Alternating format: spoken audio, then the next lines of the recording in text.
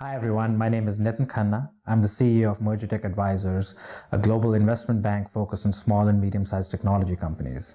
And our mission is to help you realize the value of your company through mergers and acquisitions, but really to help you, the business owner, convert your hard work into wealth. Well, the reason you as a business owner, CEO, entrepreneur should care about the classic mistakes in exit strategy is because we see these mistakes all the time. We talk to anywhere from 15 to 30 companies a month, and we've done so for years. And we see certain repeatable, predictable mistakes that owners make when they finally make the decision and they come to a viewpoint that they want to sell their company or sell part of their company and raise some capital either for growth or free capitalization. A few things happen that are quite detrimental to you and your business. The first is you could potentially take 18 to 24 months to run the process. The second is you could get a dramatically less value for your business than you would otherwise, either because of marketing it to a smaller set of audience or because of negotiating it poorly. And the third and last reason is you could take your eye off the ball in terms of running a business on a day-to-day basis and not paying as much attention to customers and employees and income, and focus instead on the sale of your business.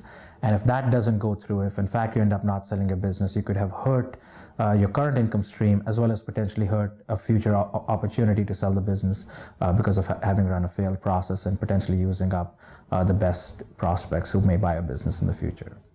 The first classic mistake we see business owners make, and this is typically in the sub $10 million companies that we deal with, is deciding to represent themselves in a sale. Owners often feel that they know their own company best, or they may feel they don't want to deal with an investment banker either because of fees or other issues, and they want to represent themselves. And this is a very classic mistake that can be dramatically hurtful to your business. The first reason is you cannot run a confidential process when you represent yourself. That means your customers, your employees, your competitors, everybody knows you're trying to sell the business, and so they're trying to hurt it all at the same time that you're trying to sell it. The second reason is that it's very, very hard to both run your day-to-day business and run the mergers and acquisitions process. The mergers and acquisitions process is extremely intensive, requires a lot of pre-work, a lot of scheduling work, a lot of negotiation. It involves talking to a large number of potential acquirers in order to get to the right one. And running a business is a day-to-day, is a day in and day out job as well.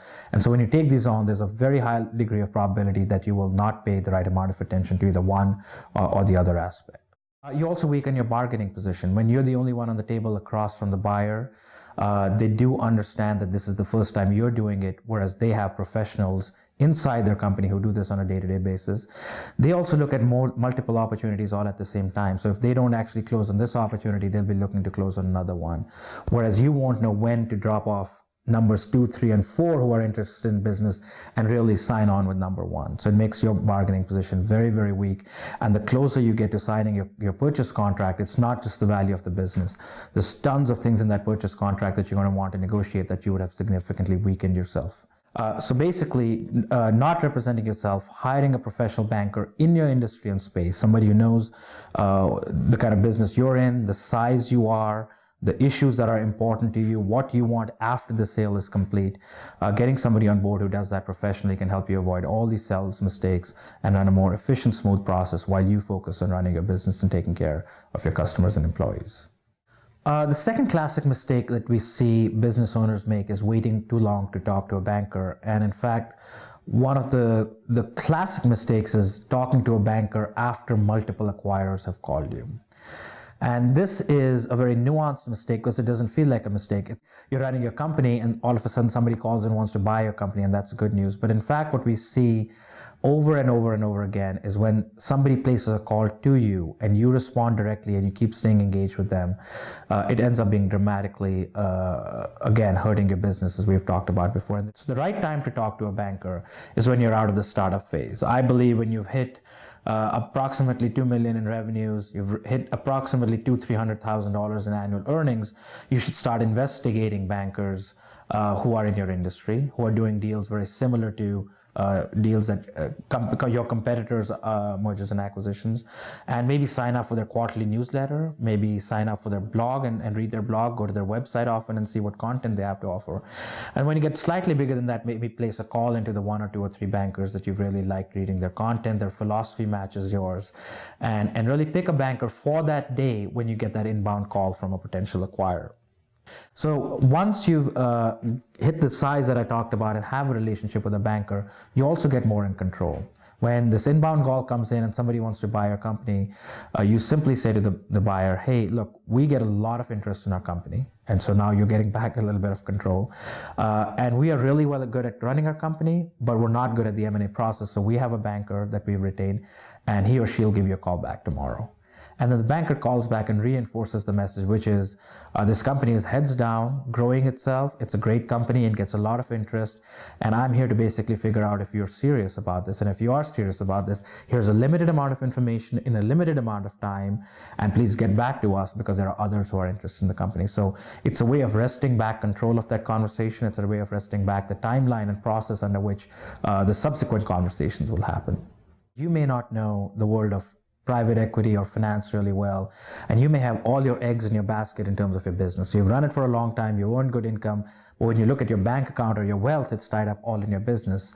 If you engage an M&A banker at the right time, which is early on, they can help advise you on different ways of diversifying out of the company, whether it's bringing debt into your company or equity into your company. You are going to be able to sell part of the company, diversify your risk, and then actually be able to run your company happier in a more energetic manner and with a risk profile that almost looked like when you started up the company, and in fact be able to run it better and more professionally.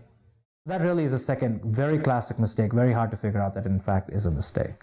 There are three more classic mistakes that go into exit strategy that we see very often. Each of these are more complicated than the two I've just discussed, a little bit more nuanced in order to understand why they are mistakes. The first is arguing with the market. And what we mean by that is thinking as if the value you will get for your business, the offer you will get for your business is simply based on revenue multiples or EBITDA multiples or what your friend or competitor down the street got last month, and not realizing all the fundamental factors that go into the valuation of a business and into the mergers and acquisition process.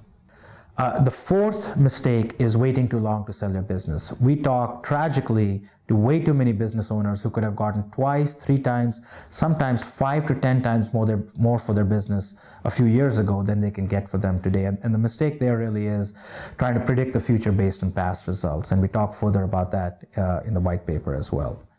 And the fifth and last classic mistake is negotiating with your own ATM. And this is a mistake in negotiating strategy, or what we call buyer's remorse or seller's remorse, which is getting into the M&A process and then finding that you're willing to give up more towards the end of the process because you're so invested in it than you were at the beginning. And a good banker and a good process will help you avoid that mistake as well. So if you'd like to know more, get more information either about the classic mistakes in exit strategy or about technology mergers and acquisitions in general, I invite you to visit our website at MergerTech.com, and thank you for your time and interest today.